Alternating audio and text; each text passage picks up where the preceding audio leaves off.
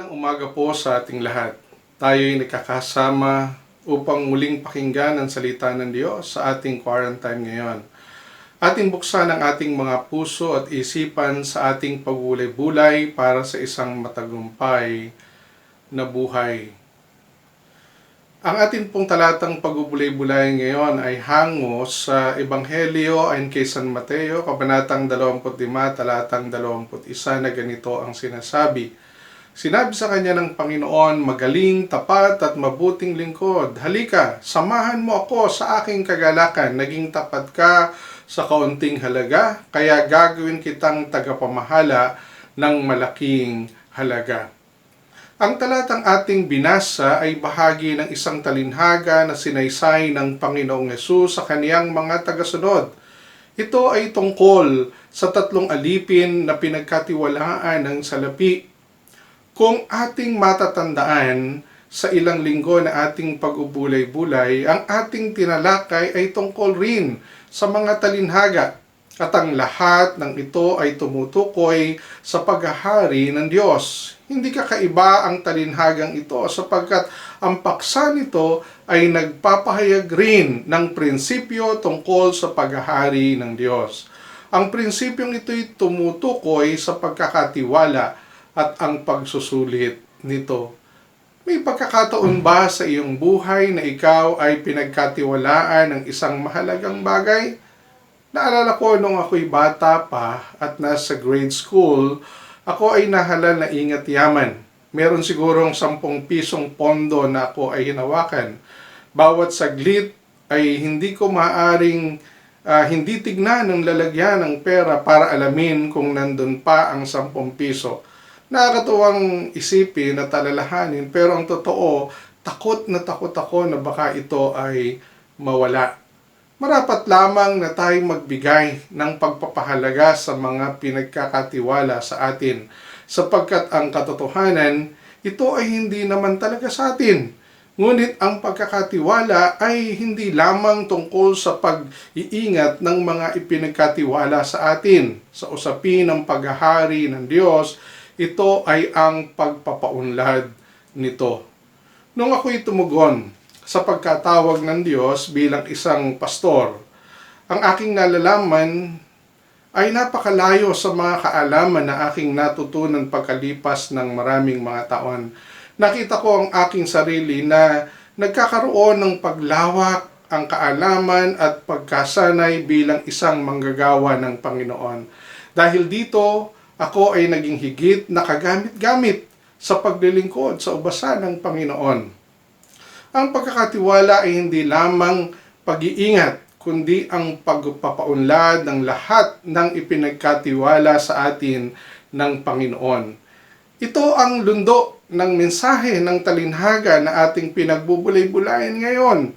Ang mga katiwala ay pinagkalooban ng kanya-kanyang kaloob. Ang isa ay 5,000 at ang isa naman ay 2,000, habang ang isa pa ay 1,000. Nakapaloob dito ang mahalagang prinsipyo tungkol sa layunin ng Diyos sa ating buhay bilang mga alagad ng Panginoon. Una, ang pribilehyo ng pagkakatiwala. Ang pagkakatiwala sa ilalim ng paghahari ng Diyos ay hindi nakabase sa ating mga kakayahan, kundi ito ay nakasalalay sa kabutihan, loob ng Diyos. Ito ay kusang loob ng Diyos na tayo pagkatiwalaan at bigyan ng pagkakataon na maging productive ang ating buhay. Ito ay hindi natin pinaghirapan. Ito ay isang regalo para sa atin na magamit ang ating mga potensyal at kakayahan na tinanggap buhat sa Diyos. Sa usapin ng pagkakaiba ng antas ng pagkakatiwala, ito hindi dahil sa mas magaling at mahina ang iba. Ito ay dahil sa nalalaman ng Diyos ang antas ng ating mga kalagayan, kung papaanong higit na tayo ay maaaring umunlad. Sa isang paglalarawan, marahil ay napakahirap para sa isang bata at bagong graduate na pahawakin ng isang malaking kumpanya. Ngunit ang katotohanan, kung pagsusumikapan sa pagdating ng panahon ay nasa kaniya ang potensyal na maging magaling na leader. Ngunit sa kasalukuyan, mabuti na siya'y magsimula sa isang mababang posisyon batay sa ating kasabihang mga Pilipino, maasim ang bunga na hinog sa pilit. Pangalawa, ang kahalagahan ng pakikisalamuha sa iba. Ang pagpapaunlad ay nagaganap sa magitan ng pakikipag-ugnayan sa iba. Sa ilalim ng paghahari ng Diyos, ang pakikipag-ugnayan at pakikisalamuha o pakikisapamuhay sa isa't isa ay napakahalaga. Ang sabi sa 1:15-17, ito ang utos ko sa inyo. Magmahalan kayo. Makikita natin na ang pakipag-ugnay bahagi ng utos ng Panginoong Hesus, sapagkat nababatid niya na ang tunay na pag-unlad ay hindi nakakamit sa sariling kaparaanan kundi sa pakikisalamuha sa iba. Batid natin na sa ating kalagayan ngayon na napakarami ng naghihirap sa hinang karamdaman at pagsalanta ng bagyo, marami ang nawala ng tahanan, namatayan at nasira ang kabuhayan. Ito ang panahon upang paunlarin natin ang ating mga buhay sa magitan ng pakikisalamuha sa mga nangangailangan at magbigay ng ating kakayahan upang tumulong. Ang pagbibigay ng tulong sa mga nangangailangan kailanman ay hindi kabawasan sa ipinagkatiwala ng Diyos sa ating mga buhay. Bagkus, ito ay makabuluhang paggamit ng ating kakayahan upang tayo ay umunlad. Pangatlo, ang pagsusulit sa mga ipinagkatiwala. Ayon sa talinhaga, dumating ang manlalakbay at ipinatawag ang kaniyang mga tauhan upang magsulit. Malinaw na ang dalawang nauna ay naging matalino at tapat sa ipinagkatiwala sa kanila. Hindi dahil sila ay kumita, kundi dahil ito ang kanilang pinagyaman. Sapagkat ang katotohanan, ang paggamit sa anumang ipinagkatiwala sa atin ng Diyos ayon sa kaniyang kalooban ay walang kalugihan. Ngunit iba ang naging kaganapan sa kalagayan ng huling tauhan. Ang kaniyang ginawa ay itinago at hindi ginamit ang ipinagkatiwala sa kaniya. Ito ay hindi lamang labag sa proseso ng kaniyang pag-unlad, kundi ito ay nagpapakita ng kawalang pagpapahalaga sa nagkatiwala sa kaniya. Tumanggap ng karampatang parusa ang huli, ngunit para sa naunang dalawa, naranasan nila ang higit na pagpaparangal ng kanilang Panginoon. Sa ating buhay bilang mga alagad ng ating Panginoong Diyos, inaasahan sa atin na tayo maging tapat at nagiging aktibong kabahagi ng pagpapaunlad ng kaharian ng Panginoon. Marami sa ating paligid ngayon ang nangangailangan ng kalinga at pagmamahal.